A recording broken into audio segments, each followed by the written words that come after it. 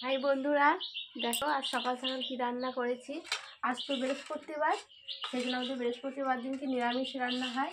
সেই জন্য করেছি ভাত, দেখো আলু সেদ্ধ, আর এটা শাক ভাজা, বেগুন ভাজা, আর হচ্ছে কালো কলাইয়ের ডাল, মানে বিড়ি কলাই যেটা তোমার চিনো, বিড়ি কলাই।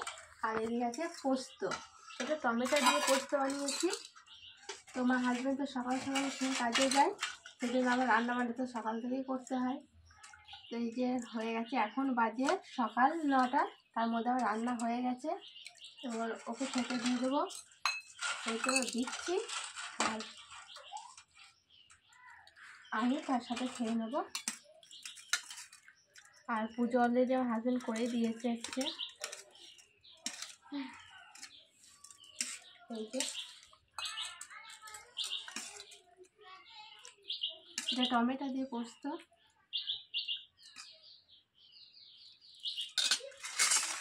আমার হাজব্যান্ডের জন্য বেড়ে দিয়েছি। এই যে তো বৃহস্পতিবার ভাবি যে কী রান্না করবো আর তো বৃহস্পতিবার দিনকে বেশি ভালো রান্না হয় আমার, কারণ ডাল হয়েছে, এই সব ভাজা, 3টে ভাজা, ভাত,